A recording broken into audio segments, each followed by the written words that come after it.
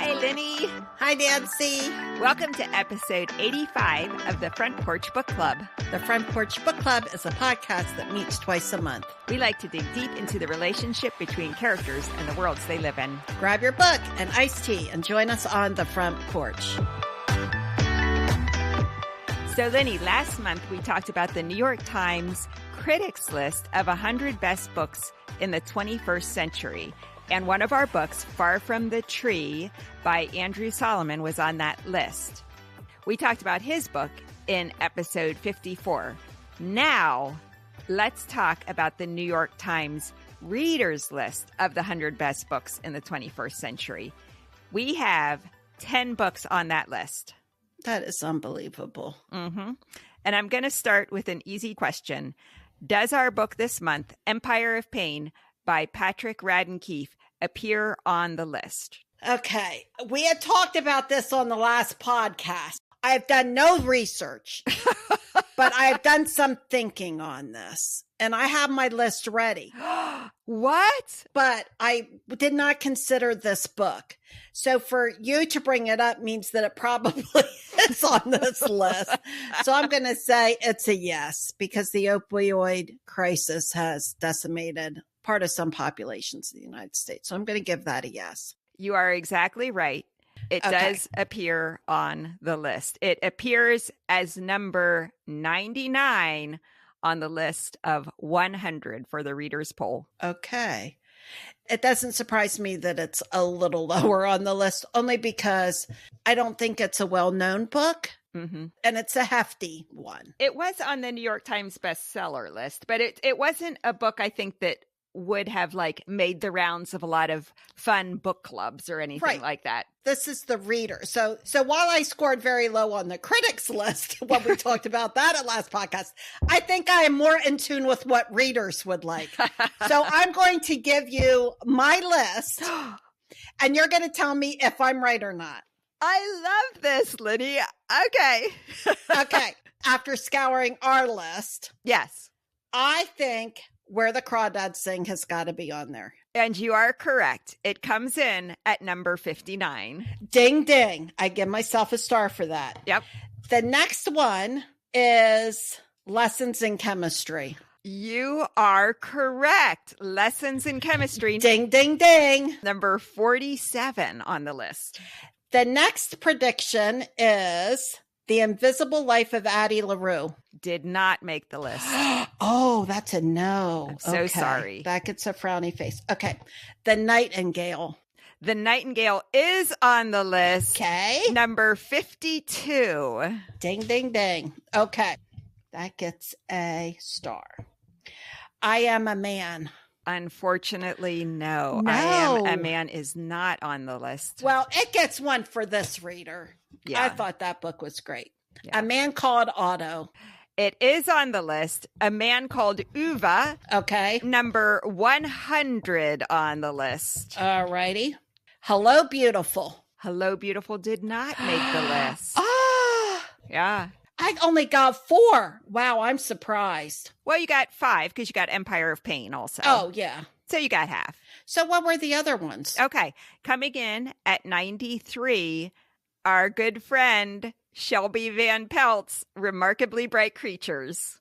It was gonna be on my list. I don't know why I just didn't. Yeah, okay. This is maybe a little fudge factor because we haven't read it yet, but we will read it in November. Number 82, Tom Lake. Oh, I don't know about him. Yeah, we don't know anything about that book because we haven't read it yet. Okay, coming in at 75, The Lincoln Highway. What? Yes. Okay. All right. Yep. Go Nebraska. Number 46, an extremely recent book. Any guesses? Extremely recent. No. The Song of Achilles. Really? Mm-hmm. Oh, I'm surprised. Okay. Mm-hmm. It was a good book. Yeah, very good book. Then our highest ranked one, number 22. Is what? Hamnet. What? Hamnet. Didn't we read Hamnet? Or did I just... I don't think I read that book, Nance. Oh, I guess I just read that book. I thought we read that book. The one about Shakespeare's son, Hamnet? No. That's funny. I thought we read it. Okay. I've also read 19 other books on the list as well. That's not a surprise. All really good ones and some very well known. Oh, wait. And here's one that you've read. I know that you've read.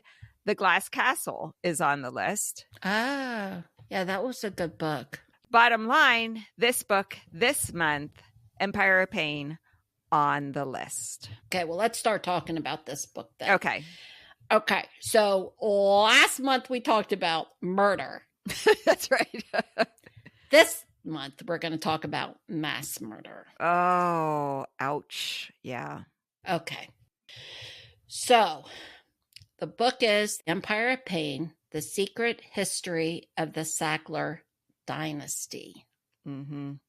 Last month it was all cozy and happy. The people who were murdered, we didn't really mind that they were murdered. Now it's friends and neighbors and children, teenagers. It's a nonfiction book written by the investigative journalist Patrick Radden Keefe. Keefe has written 3 New York Times bestsellers. Empire of Pain is one. Also Rogues and Say Nothing. He's received the National Magazine Award for Feature Writing, the National Book Critics Circle Award for Nonfiction, the Orwell Prize for Political Writing. He's also the writer and host of Wind of Change, an 8-part podcast which investigates the strange convergence of espionage and heavy metal music during the Cold War, and was named the #1 podcast of 2020 by The Guardian. Patrick received his master's degree from Cambridge University and the London School of Economics and a law degree from Yale. He's the recipient of a Guggenheim Fellowship and fellowships from the New American Foundation, the Woodrow Wilson International Center for Scholars, and the Coleman Center for Scholars and Writers at the New York Public Library. He writes for The New Yorker, and I've actually read a number of his pieces in The New Yorker and thought they were fabulous long before I knew that he wrote this book. His investigative journalism to me is just remarkable. This book really is about the opioid epidemic. I'm going to read you from an article in 2021 by the Centers of Disease Control and Prevention about why we should care about this. Okay.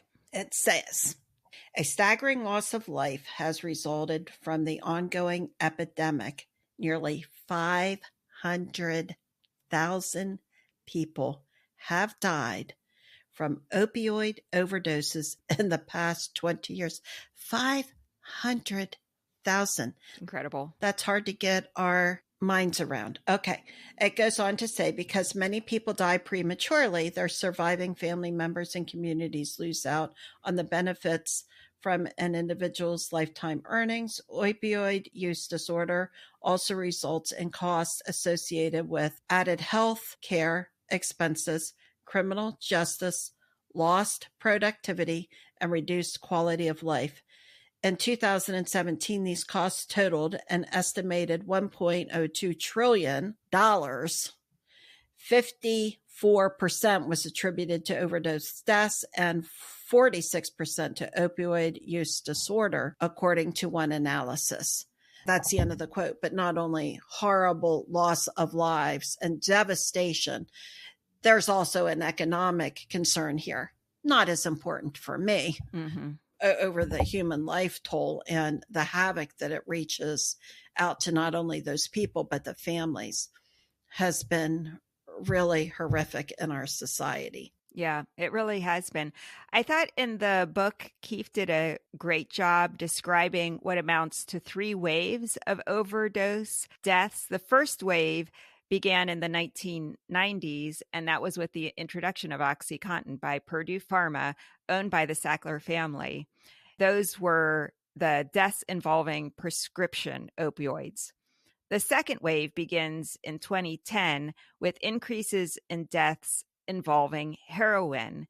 Keefe describes why people moved from Oxycontin to heroin. It was because the Sackler family reformulated Oxycontin and made it more difficult to ingest immediately. So people moved to heroin because they were already addicted to the opioid and were looking for an alternative to Oxycontin.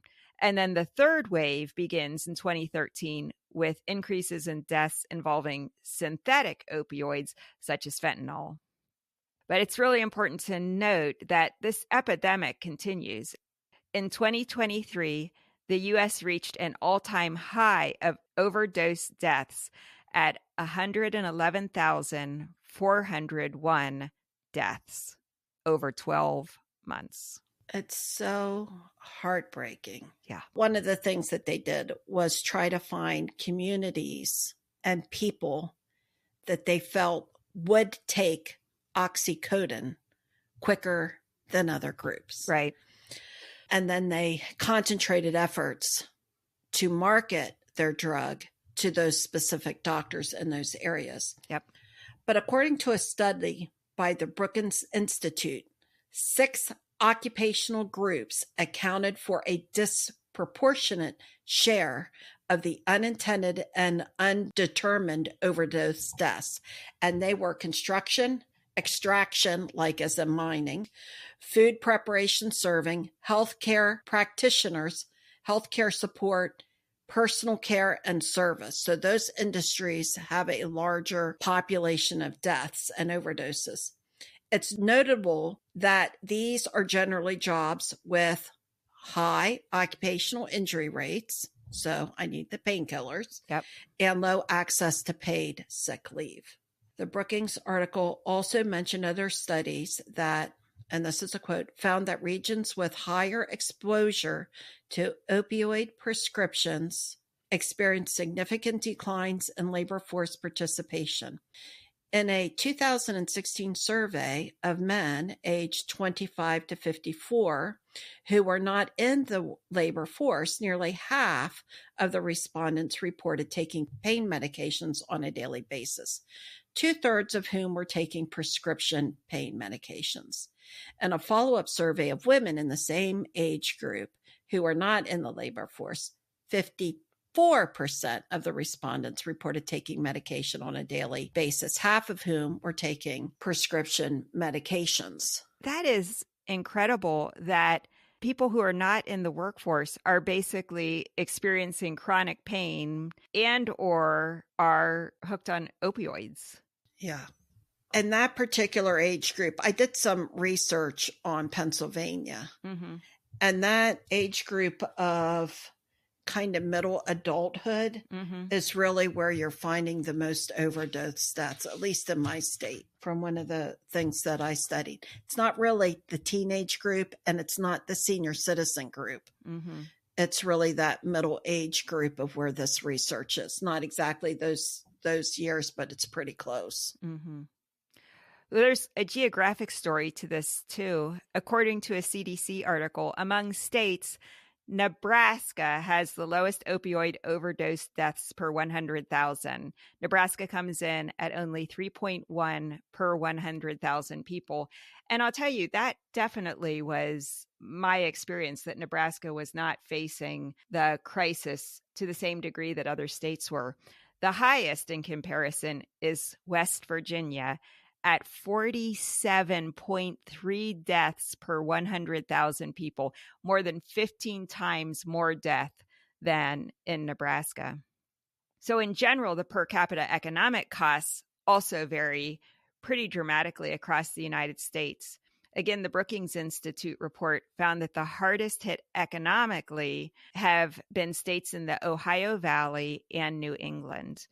And I do remember when this epidemic was first starting, that here in Nebraska, we would look at these data about the opioid epidemic and how it was ravaging other states. And we could not believe that somehow we were escaping that, and kept wondering, well, when is it really going to hit us? There's no way that we're going to remain at the very, very low end of this. But Nebraska has remained at the very, very low end of this. The story, of course, in Pennsylvania, dramatically different. You're a mental health professional living in Pennsylvania. What's been your experience, either professionally in a general way or just personally living in Pennsylvania, where you've experienced a lot more of the direct impacts of this?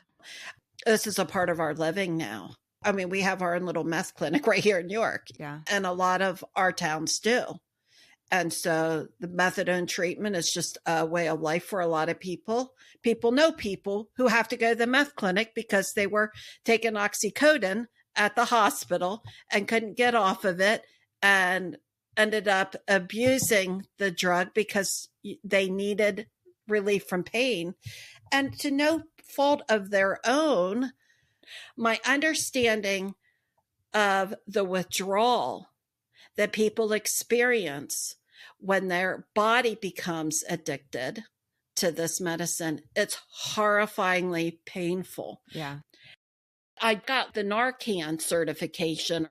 That was pretty big in Pennsylvania. Let's get as many people out there that can give Narcan to people so that if you walk across somebody who is asleep in a car, or if you walk across or come into contact with somebody who looks like they're in distress, you know how to give them the Narcan, which was the treatment for opioid addictions, like a nasal spray. Right.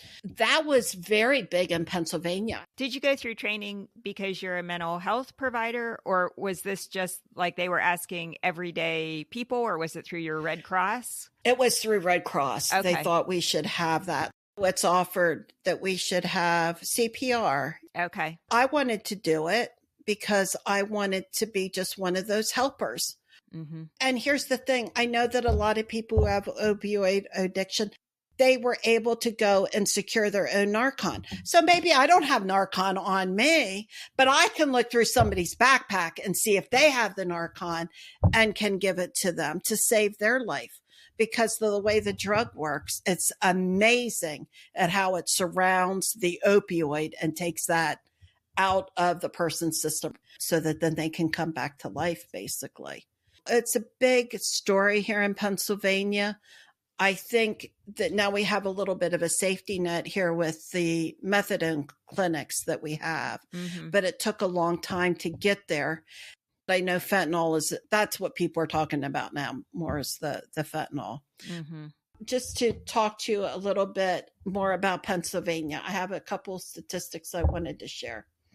Pennsylvania declared the opioid crisis a statewide disaster in 2018.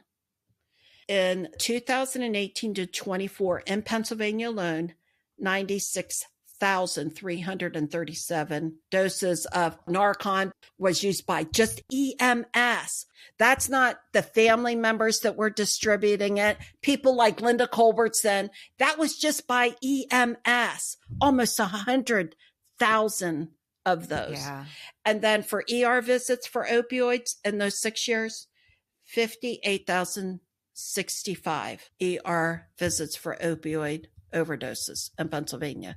Wow. That's a lot. I was watching a video from a photographer for, it was either the New York Times or the New Yorker.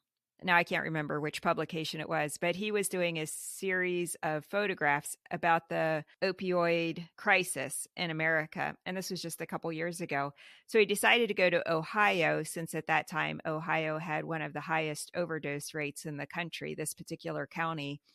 He said, literally, the morgue ran out of space, and the morgue was receiving a dozen bodies every day. What he said is, we all got our wisdom teeth out. We just happened to be the lucky ones that didn't have a doctor that prescribed us Oxycontin. Absolutely. Or even if it was prescribed to us, maybe we just took it once and we just never got to the point of addiction. We were lucky that we didn't. He says these are just people who unfortunately had some sort of pain and then unfortunately had a prescription for Oxycontin, and that starts the slippery slope to addiction and for 500,000 people death in our country. The first episode that he came across when he was on his trip to Ohio, he was in a police ride along because that's where he had arranged that he would be able to take photographs. He said they stopped about a half a block from where they were going to be, but he heard this wailing, and I've never heard anything like that. What was that? they get there, it's a mom wailing. Her 20-some-year-old son overdosed and died. He said, that was my first exposure. He said, I don't think I've ever taken a harder picture than that one. And then he ended up following that family all the way through the funeral. Yeah, I mean, heartbreaking. Yeah, it really is.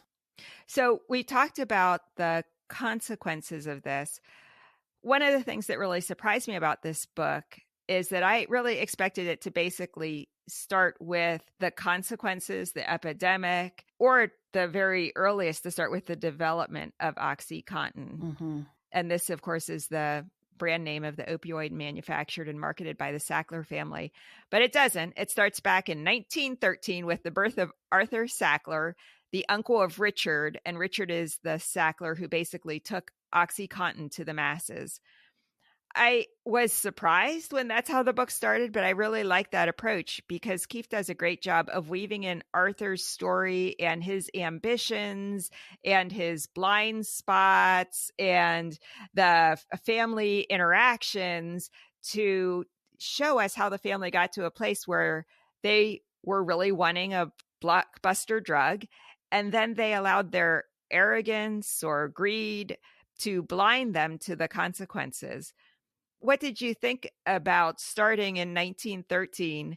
And I think that setup was about a quarter of the book. Was that hard for you to get through? Were you interested in that historical portion of the book? It was my favorite part of the book, I think. Was it really? Yeah.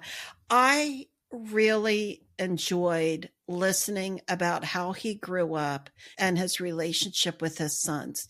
He's a medical doctor. He goes to medical school and he pays for the younger ones to go to medical school, as some families said back then. I find all that stuff endearing, the older son helping the younger ones get through and helping to open doors for them to work in various industries. I love all that. Yeah. Because you're a playwright, you know about the arc, and we talked about the arc of people. So I love that too now, and I'm able to identify it. But he starts out in psychiatry in an asylum. Yes, doing lobotomies. And I love that. Okay. So I love that he cares about people. Mm-hmm. I am a medical doctor. Let me figure out why electric shock works and why it doesn't. Let's figure out what's going on with the body. Now, he already knows what success is. He's really good in marketing medications. He's a good writer. Yeah. So he's got this little side job where he's making most of his money. He's not making tons of money being the medical doctor in an insane asylum. His little side job is he owns the largest pharmaceutical marketing company in the United States. Yeah, that's his side job. Uh-huh. At the same time all of this happens, the miracle drug penicillin starts curing people. And so all of a sudden, now we've got medication. We've got a pill that cures people. So how does this pill cure people? And what's going on? Can we think of a pill that might help the terminally ill people in asylums? Yes, we can. We have developed a pill that helps schizophrenics. So he is starting to get successful. He is starting to research drugs and medications and doing some trial runs based on the people that he has there. And he starts out with all of this really interesting background and influence. He's getting his land legs in a lot of ways. I think there's some goodness in him. I'm totally bought into him. What I'm doing, this is the influence I have. I need to make this better for people. But you start seeing, even early on, there's some blind sides to him. Mm-hmm. The author didn't interview any Sacklers. Mm-hmm. He's getting all of his information other places. But you can see even early on, there's some problems that there is in the family, some problems with Richard. I don't want anybody to think that I'm analyzing somebody I have not met. Mm-hmm. However, there are some qualities of addictive nature in some of the people in this family. I don't know if you picked up on that or not. No. Like the guy that's collecting all this Chinese stuff, he's out of control with this. There is a lust or an adrenaline rush, maybe towards money, towards power, towards wives. How many wives can I mess up? There's some kind of nature that's want, and get.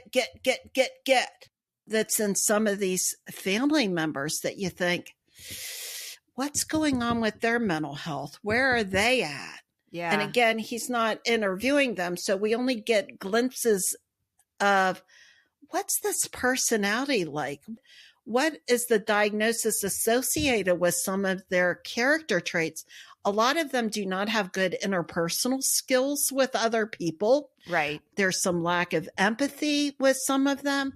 So you see some real problems with the character traits in some of these family members. It does seem that there is a self-interest or entitlement that Keefe portrays that all of the family members have. They feel very entitled to their wealth, especially when, like, there was Arthur and then the next generation.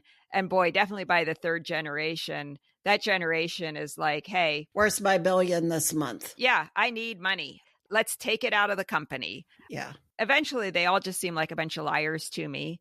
They say under oath they weren't involved in making business decisions, but we have the memos. We have people who are in the meetings. We have all kinds of evidence that show that not only are they involved in the company, they're micromanaging decisions and they're driving their employees crazy because they will not let any decisions be made without their input and direction. They're going to protect the family.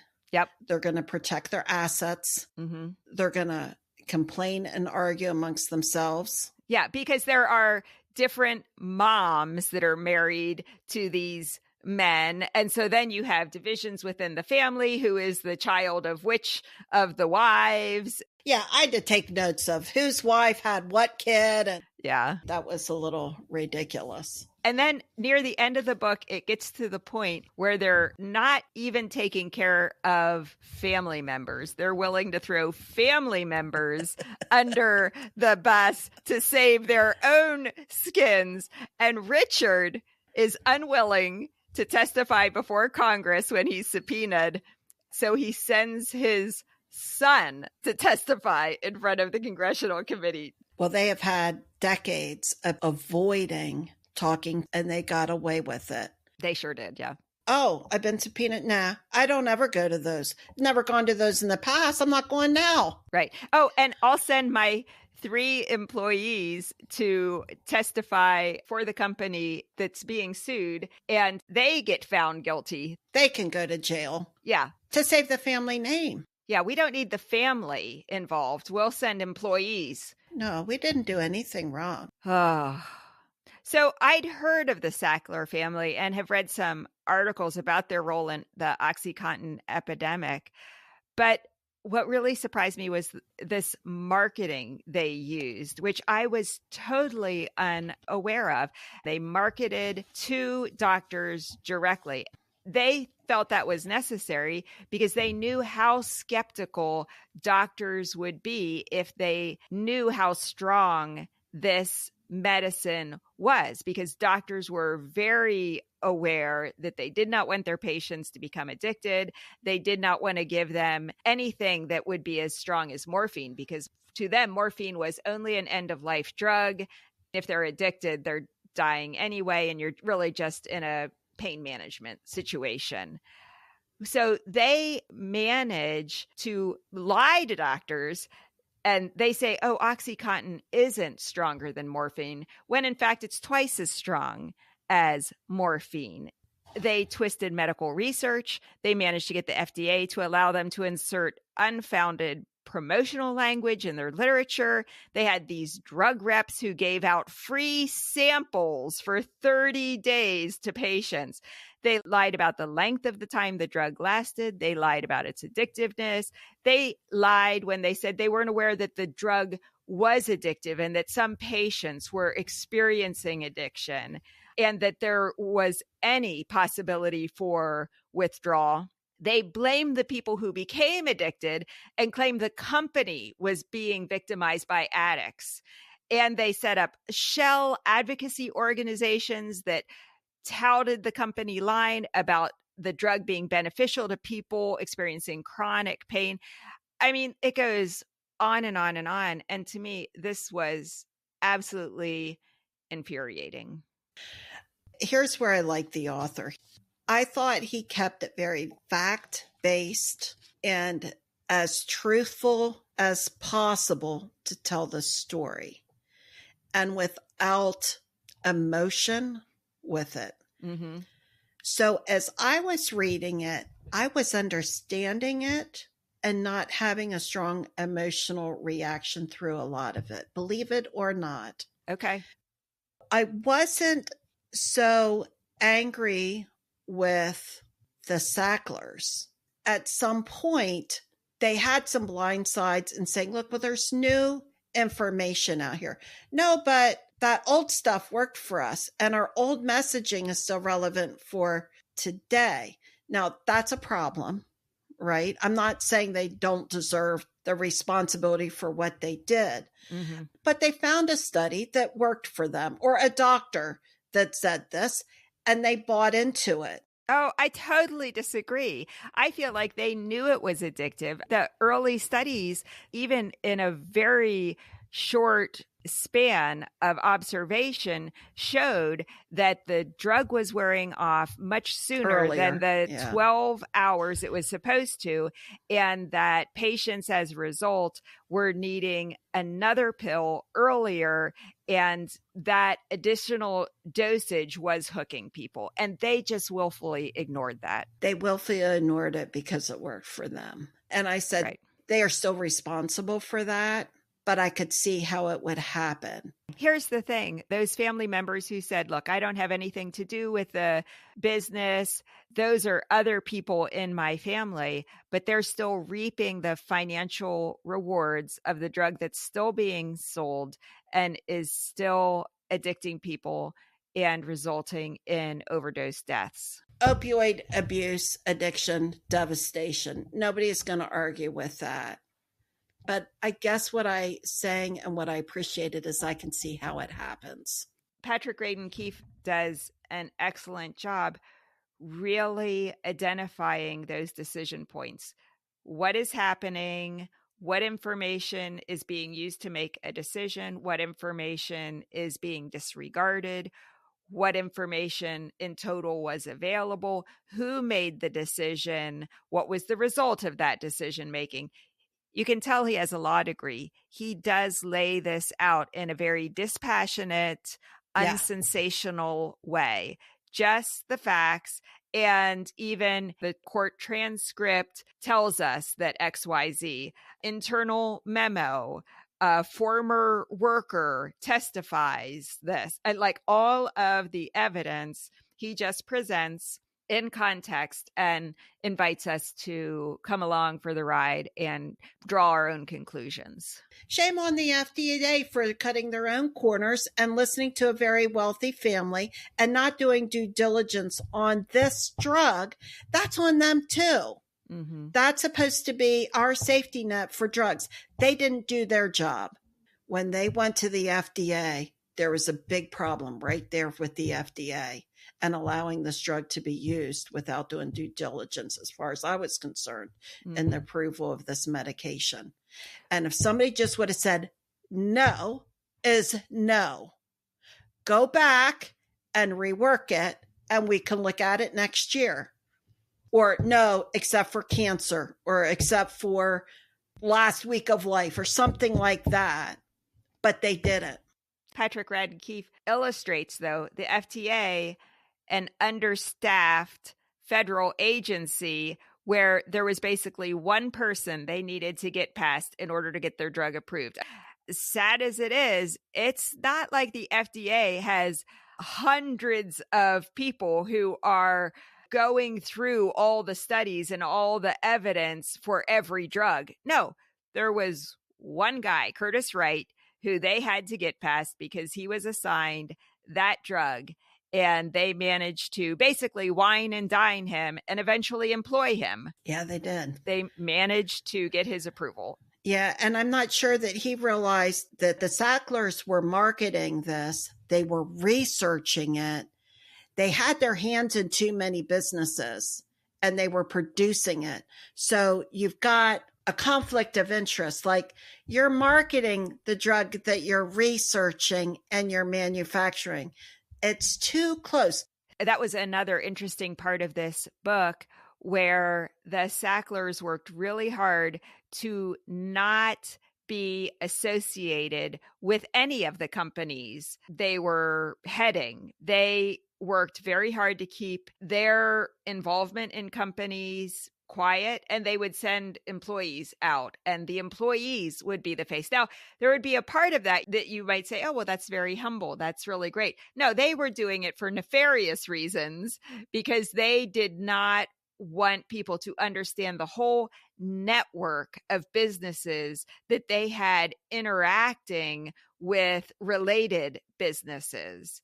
And he points out that there's this strange irony in that no one really knew where the Sackler wealth came from, because they were so quiet about where their money came from. But they were huge philanthropists who wanted their names splashed all over museums and universities. They've made huge gifts nationally and internationally. In the gift documents, they were very specific about, this is where our name will be. This is how this will be referred to. And they wanted all of the benefits and the glory of being donors to organizations that came from these companies that they pretended that they had no affiliation with. Yeah.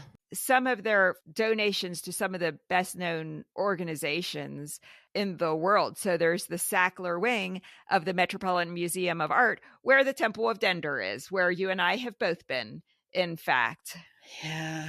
There's the Sackler Gallery in Washington, D.C. There's the Sackler Museum at Harvard. Oh, I've been there. There's the Sackler Center for Arts Education at the Guggenheim, the Sackler Wing at the Louvre. Oh, I've been there. The Sackler Institutes at Columbia and Oxford and a dozen other universities. The one come-uppance bit at the end of the book is how the Sackler name is now being removed from a lot of these institutions, and the work of Nan Goldin, famous artist and activist who has led institutions to question their taking of the Sackler money and then naming the Sacklers as donors. For me, it's a story of greed.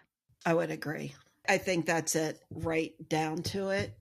At its simplest form, greed, but I think there's a pride thing there too, because of the pride of the family name. The name was tied up into these big things. So there's a power associated with that and the family dynamics. And there's certainly greed. And I absolutely thought he was dead on with his parallel to gun control. Very similar. So it's not the drug manufacturer's fault or our Constitution's fault that people are going into high schools and blowing everybody away. That's the person's responsibility. And the same mindset was, it's the drug addict's responsibility. They're the person who's abusing the drugs, not the person that's manufacturing the drugs. Yeah. I absolutely love this book. I tend to personalize this stuff sometimes. Like, if I was in this family, what would I do? And I can see myself carrying along with it for a while. I'm not a medical doctor, but Uncle Richard's saying it's not addictive, so I'm going to believe him. I'm on the marketing side, so I'm going to come up with a marketing campaign. You're giving them a lot more credit than I am.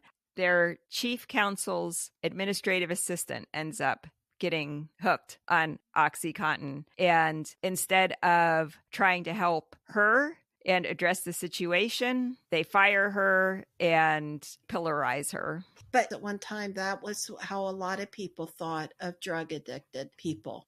I guess I think that they were much more cynical in that they knew that this drug had addictive qualities and they marketed it anyway.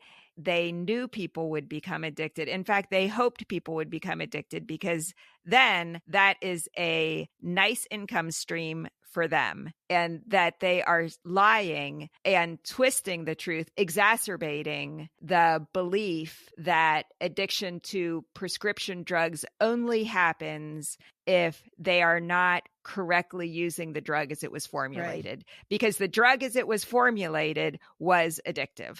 And then to say, oh, now we're going to go international because the door is closing on the United States. Now we're going to go international. Terrible, right? And we're going to do it to kids. Yeah.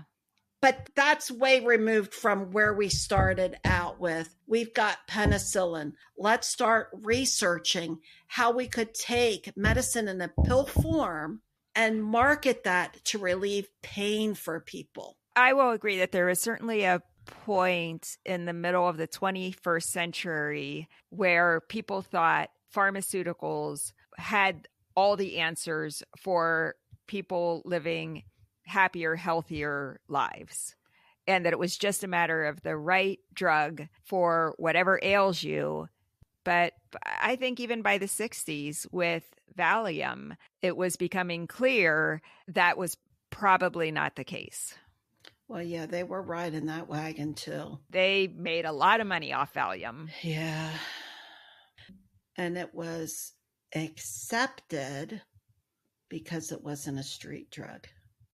I guess that's what I liked about the book, is because it takes place over so long. You can see that they get in way too deep. And then because of probably greed and power, they don't backtrack any of those original statements to say, look, we're in a different place now.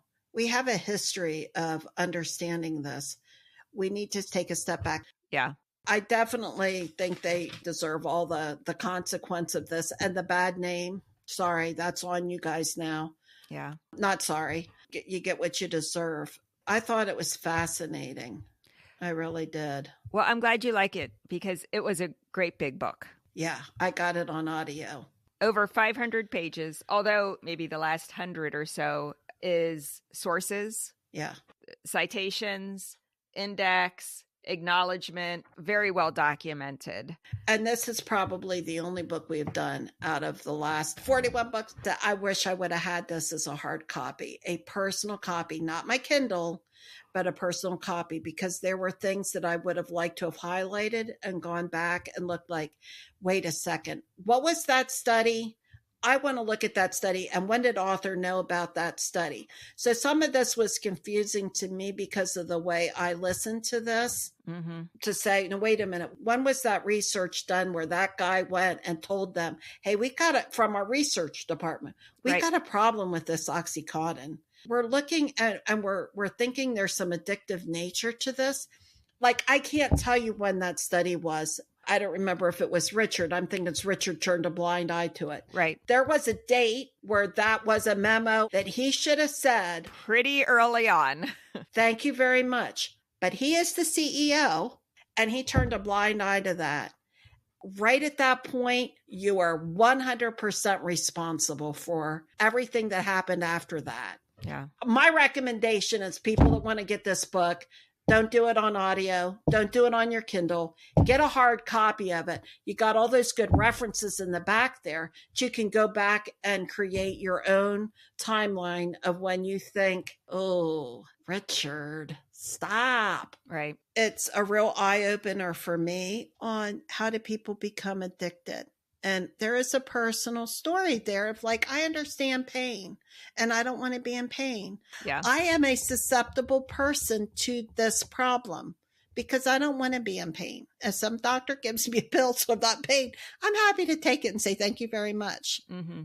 And how lucky are you? You weren't in a car accident that hurt you in some way with chronic pain and a doctor prescribed you Oxycontin. I had my wisdom teeth out. So I could have been given this. I mentioned it's a great big book. I do feel like everyone in the United States should read it, but I think that probably everyone in the United States will not read this book. No. I have 2 suggestions for people who don't want to read the book, but who want to know more about this story. The first is that the author, Patrick Radden Keefe, wrote an article in the New Yorker in 2017 about the Sackler family. And I remember reading that article at that time. It's excellent. It lays out a lot of the information that ends up being in this book. It was published on October 23rd, 2017, and it's called The Family That Built an Empire of Pain. Obviously, that article was a part of putting this book together. I will put a link to that in our show notes. And then the second is a Netflix series, so very easy to consume, called Painkiller. And this series stars Matthew Broderick, who I love. He plays Richard Sackler. Really? Yes. Is that on Netflix now? It's on Netflix now. Oh, I'm going to, okay, after the Olympics. I will look that up. It is excellent. And it's a portrayal of the story that we read in this book. Oh, okay. It very faithfully follows the story in this book. It is a series that will enrage you because of the decisions and the willful ignorance and greed, but it is so good. There are some people there who are amalgamations of people, but as some of it you're looking at and you're saying, oh, I actually remember reading about that court testimony.